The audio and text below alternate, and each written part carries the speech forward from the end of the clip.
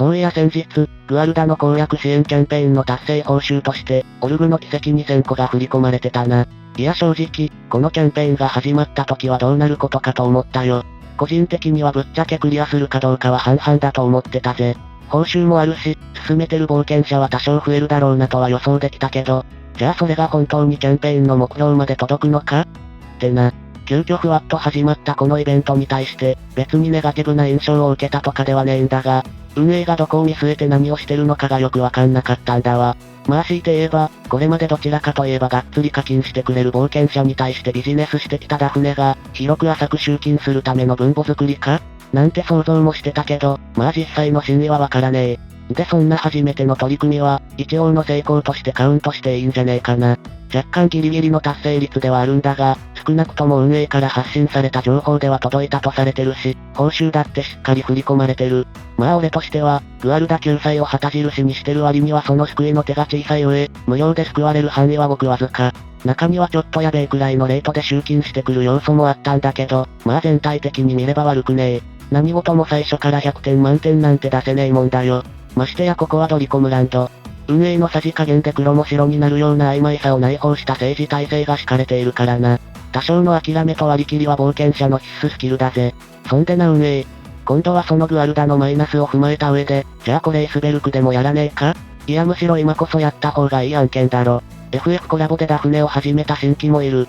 久しぶりに戻ってきた復帰勢もいる。実際、界隈全体の空気を見ても、コラボ前より明らかに人が戻ってきてる感じはあるんだ。だったらその人たちを、FF コラボ楽しかったね。それじゃあまたいつか、みてえなテンションで解散させるんじゃなくて、そのまま本編に連れてくるくらいの取り組みを進めていこうぜ。いいじゃねえか。FF11 コラボ会場の出口に、イスベルク行きの送迎バスがあっても、今なら乗るやつも多いだろ？間違って乗っちまうやつがいるくらいでちょうどいいんだよ。とはいえもちろん次のキャンペーンの期間はしっかり長めに、それでいてがっつりと手取り足取り救済してやれよ。なんなら今こそフレンド機能の出番なんじゃねえか？ベテランユーザーのムキムキ冒険者を一人レンタルできるくらいのシステムがあっても文句は言わねえぜ。そん時は俺のギリオン海アルマスにも出向してもらうとするか。派遣先で目の前の敵をしばき倒してこい。そうなってくると、FF 新規勢のイスベルク強制連行ツアーはいつになるかな。FF コラボが終了するのは9月10日。そんで次の新奈落の実装に関しては、ワンチャン2周年である10月15日前後なんじゃねえかとも言われてるよな。まあちょっと希望的観測も入ってるが、イスベルク実装から1年近くが経過してんだぜ。それでいて FF コラボからアニバーサリーまでは約1ヶ月の空白期間が存在することはほぼ確定してんだ。じゃあその1ヶ月でイスベルク攻略支援イベントが強行され、そのままシームレスに新奈落へ転げ落とすスキームができてたっておかしくねえ。まあもちろんこれは現時点じゃ噂。さすがに俺も、運営の会議机の下に盗聴器を仕掛けるほどアバンギャルドな思想を持ってねえ。それでも FF コラボが終わってから2周年までの約1ヶ月。ここを活かしてくれと願わずにはいられねえぜ。むしろここでやらずにいつやるんだ？めちゃくちゃ使えるスケジュールの余白があんだろ？やろうぜ。イスベルク攻略応援キャンペーン。FF コラボで入ってきた冒険者や復帰した冒険者がちょっとビビるくらいの圧倒的なサポートと優遇措置を施してさ。それが既存のベテラン冒険者にも旨味があって、新人ベテラン問わず楽しめる応援キャンペーンなら、みんなハッピーになれるじゃねえか。そんでそのまま仮に2周年で次の奈落が来るなら、全員まとめて新奈落に突っ込めるわけじゃん。動線としてめちゃくちゃ綺麗じゃん。FF コラボで客を店内に入れて、イスベルクキャンペーンで奥の売り場まで案内して、2周年で新商品を見せる。あれこれ素晴らしくねえか？運営さん、この企画に権利とか主張しねえから、今から急ピッチで進めてくんねえ？特にフレンド機能の充実とかさ。頼むから入り口で試食だけ配って、客が帰るのを眺めるスーパーみたいな運営はやめてくれよ。せっかく FF というとんでもなく強い看板で人を連れてきたんだから、その後までちゃんと面倒見ようぜ。俺の妄想を前提とした暴走がとどまることを知らねえが関係ねえ。このまま話を続けるぜ。イスベルク応援キャンペーンをやるとして、直さねえといけねえところがいくつかあるよな。まずグアルダ救済にカコつけて課金パックを販売し、手広く集金してきたことはまあいいとしても、あの傭兵ドワーフはどうにかならなかったのか？ドワーフがダメとかそういう話じゃなくてさ、あれはガチャ石取るようなシステムじゃねえだろ。グアルダ攻略に困り果ててる冒険者に対して笑顔で手を差し伸べたと思ったら、そのまま胸ぐらを掴んで財布を奪うかのような暴挙に出てるようなもんじゃん。こいつもうやってることが限りなくヤンキーだろ。泣きっ面に拳を叩き込むかのような理不尽を感じるぜ。けどまあそれでもこのドワーフのおかげで攻略が楽になったっていう冒険者は確かにいるだろうし、救済の方法としてはなかなか良かったと思うんだよな。ガチャ石を要求してきたことだけが明確にクソなだけで。それと報酬。これは少し調整が必要なんじゃねえのかな。グアルダ支援キャンペーンの報酬は2000石。確かにでかいよ。少なくとも少額じゃねえ。俺だって道端に2000石落ちてたら全力で拾うよ。だから2000石の価値自体がしょぼいって話がしたいわけじゃねえんだ。むしろ何かにつけてガチャ石を要求してくるこの運営にしては、まあ結構出した方なんじゃねえかと思ってるよ。ただ俺が引っかかるのは、2000石って金額は、人を本気で動かす報酬として見ると絶妙に弱くないかってことなんだわ。何度も言うがもらえるなら欲しいぜ。間に合いそうなら頑張るよ。でもこれは言うほど積極的な感情じゃねえ。前者はもらえるならもらう。後者はワンチャンありそうなら頑張るってくらいのテンションだからな。何が何でも期限までにイスベルク突破するぞ。ってレベルのモチベーションになるかというと、俺はちょっと怪しいと思ってんだわ。何度も言うが、2000石の価値を軽んじてるわけじゃねえ。この石の量は確かにでかい。ただそのでかさは、グアルダで心折れた冒険者を再起させられるほどのものなのか。身も蓋もない言い方をしてしまえば、2000国でガチャを回したところで伝説キャラが来る保証なんてねえんだよな。そら確実にガチャ回数は増えるよ。継承スキルになるかもしれない。認識量の足しにもなる。それももちろんありがたい。でも結局、2000石を受け取った先の結果が運であること。これもまた動かしようのない事実なんだわ。攻略キャンペーンってのはさ、今からここまで進んでくれって、プレイヤーに行動を求める企画じゃん。それも最前線で攻略を進めてるような、スナック感覚で大王を討伐できるような仮面じゃなくて、グアルダで一度剣を置いてしまった仮面が大半なわけじゃん。だったら報酬側はもう一段階、そいつらがそこまで行く理由として無視できないようなものが欲しいんだわ。2000石はボーナスとしては嬉しい。嬉しいが、やっぱり多くの人を動かす原動力としてはちょっと弱い気がするよ。もちろん大きければ大きいほどいいって話でもないのかもしれねえ。あまりにも支援報酬が大きすぎると、今度はそれを取れなかった冒険者が立ち上がれなくなっちまう可能性もあるからな。そこはまあケースバイケース。あちらを立てればこちらが立たず、繊細なバランスが求められる部分なんだろうけどさ。それでももう少し、誰もが憧れる分かりやすいトロフィーがあれば、頑張ってくれる冒険者も増えるんじゃねえか？じゃあ一体どんな報酬なら冒険者は走るのか。そうだな。例えば剣3の法典か。中級法典が10個とか言われたら、俺はエグい角度からのクラウチングスタートで開幕ダッシュをかまし、そのまま全力で取りに行くだろうな。これは多分俺だけの感覚じゃないんじゃねえかな。ベテランであればあるほど骨身に染みる、剣3の法典という超重要アイテムの価値ってやつよ。それが10個、しかも中級法典だと。仮にその出所がこれまでの俺たちの課金という名の税収だったとしても、取り込むランドに忠誠を誓わざるを得ねえぜ。それほどまでに、今の俺たちにとって法典の価値は計り知れないものになってんだわ。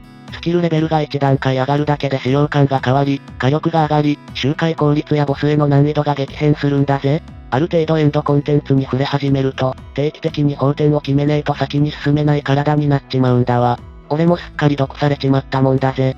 このダフネ始めた頃なんて、こんなボロっちい本一冊拾ってもなんとも思わなかったし、まあ言うてスキルレベルなんだから同じスキルを繰り返し使うと上がるとか、この剣3の法典も要所要所でがっつり拾えるとか、経験値アイテムみてえにデイリークエスト報酬に追加されると思ってたからな。でもな、そんな全ての冒険者が文字通り喉から手が出るほど欲しがるこの夢のアイテムだが、ここで一つ問題がある。新人にはその価値が、希少性が、正しく伝わらないんじゃねえかってな。何度も言うが、俺だって最初から法典の価値を理解してたわけじゃない。スキル使ってやそのうち上がんだろと高をくくってたのに。待てど暮らせど一向に上がる気配のない強撃スキルレベルに痺れを切らして法典を使っちまったこともあるし、その後で攻略サイトで調べた結果、剣3の法典というアイテムの重さに初めて気づくことができたんだわ。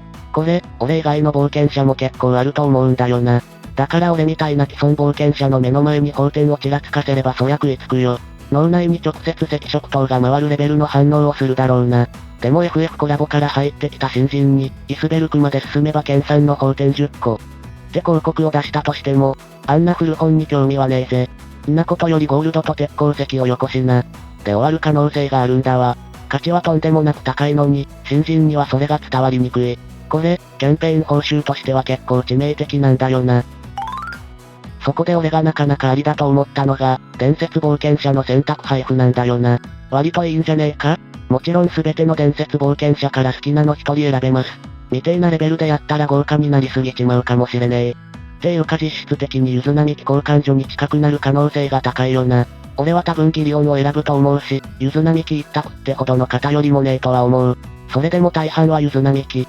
そう言っても過言ではねえほどの比率にはなるんじゃねえかな。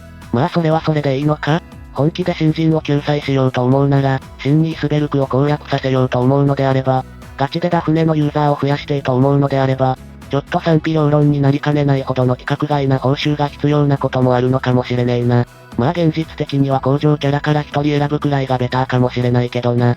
それでも新規冒険者への引力としては、2000石や法典よりも、圧倒的に強みがわかりやすいと思うんだわ。もちろん中には2000石でガチャ回して認識票にしていって冒険者もいるだろうけどさ。認識票の価値も、最序盤の新人やこれからダフネをプレイするってやつには伝わりにくいだろ？そういう意味で言えば、ここまで進めれば最高レアのキャラが一人もらえるってキャッチコピーは、非常に明確でわかりやすいんだわ。説明書がいらねえんだもん。法典みたいに、実は後々このアイテムの重要性はすげえ上がってきてさ。って内容の講義を始めなくていいんだぜ。伝説キャラ一人がもらえます。スマホゲーでこれ以上にわかりやすいメリットも他にないんじゃね？ダフネやったことねえ冒険者すら呼び込める可能性があるじゃん。正直、俺個人としては法典が欲しい。これはもう間違いようがねえよ。全キャラの中から選べるレベルのキャンペーンならまあちょっと揺らぐかもしれねえが、それでも俺は法典10冊が選択肢にあるならそっちを取ると思う。俺自身のパーティーはもうある程度固まっちまってるし、スキル育成の重要性を理解してるからな。でもそれはあくまでも俺の都合。このゲームをサービス開始当初くらいからやってる俺が今欲しいもの。法典10個って言われたらよだれ垂らして走るけど、ダフネの人口を増やすためのキャンペーンとしてどっちが正しいかって考えると、俺は伝説の方がいいと思うんだよな。こういうキャンペーンってのは、それを届けたい対象のユーザーってのが間違いなくいるんだわ。そういう目線で見ると、攻略支援系のターゲットは最前線のベテランではなく、攻略に詰まってる冒険者。俺みたいな奈落に住民票を移してるようなやつだけ喜ばせてもしょうがないんだわ。今回そのイベントをやるなら、狙ってほしいのは FF コラボから入ってきた新人。コラボをきっかけに戻ってきた復帰勢。冒険の途中で止まってる冒険者。この辺だろ。その人たちを2周年まで連れて行きたい。しっかり導いてあげないといけねえんだよ。だったらその報酬は、価値が高いだけじゃ足りねえんだわ。見た瞬間に価値が分かって、実際にゲームを進める助けにもなるもの。これが大前提なんじゃないかな。まあイスベルクまで進んでる冒険者なら研鑽の法典の価値もわかるだろって意見も出そうだけどさ。せっかくビッグなイベントをやるんなら、新規冒険者も増えるようなものであってほしいじゃねえか。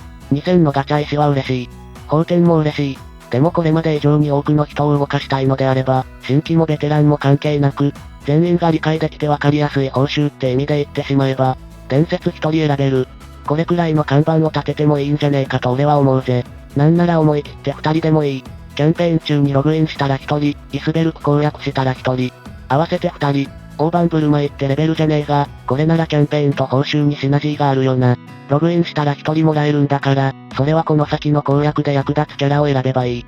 それこそ対象に入るんならユズ並木を選んだっていい。そんでそこで選んだ冒険者とイスベルクを攻略できたんなら、次は報酬として今のパーティーに足りてなかったもの、さらに伸ばしたいと感じたものを掴みに行けばいい。ちょっと現実的じゃないか？まあ俺も専門家じゃねえからな。実現性や費用対効果はそれほど考えてねえ。けど FF コラボでせっかく人を増やしたんだから、ここはケチるところじゃないとも思うんだわ。ダフネがバグにまみれてる間にも、スマホゲー界隈には新作が出続けてるよな。それが悪いってわけじゃねえし、競争からよりいい製品やサービスが生まれることも理解してるんだが、それでも俺はダフネに頑張ってほしいぜ。イスベルク攻略応援キャンペーン、かなりありなんじゃねえか？俺はグアルダキャンペーンがちゃんと目標達成まで行ったのを見て、思ってた以上にこういう企画が人を動かすんだなと思ったよ。だったら1回で終わらせる理由もねえ。FF コラボが終わった後こそ、次はイスベルクまで来いって目標を置いてくれよ。そして仮に、噂されてるように2周年付近で次の奈落が来るんであれば、そのタイミングまでに一人でも多くの冒険者を追いつかせておけよ。こっちの方が、ただなんとなくログインボーナスを増やすより、よっぽど健全だと言えるんじゃねえか？ゲームを遊ばせて、進行を促して、その結果として報酬を渡す。いいじゃねえか。ちゃんとゲームの中身で人を動かしてると言えるじゃねえか。ただし報酬だけはもう一声。2000石を否定してるんじゃねえ。何度でも言うが、2000石は大金だよ。ただもらえたら嬉しい報酬と、本気で進める理由になる報酬は別じゃねえかと思うんだわ。俺ならやっぱ、イスベルクキャンペーンをやるなら伝説選択を軸にするな。そんでついでに法典もつけるな。伝説か法典のどっちかと言われたら、キャンペーンとしては伝説。俺個人としては法典。この二つは両立するだろ？いいじゃねえか。報酬が複数あっても、いいじゃねえか。伝説冒険者が一緒に法典を持ってきてくれても、完璧じゃねえか。少なくとも誰も損してないぜ。運営以外はな。でもさ、FF コラボでここまで人が戻ってきた今だからこそ、次の一手には気合い入れてほしいんだよな。コラボが終わった瞬間に祭りの照明全部消して、次は2周年で会おうなじゃもったいねえんだよ。せっかく集まった冒険者を、そのままシームレスに奈落へ引きずり込もうぜ。俺たちは一回奈落に住み始めたら、文句言いながらなかなか出ていかねえからさ。頼むぜ運営。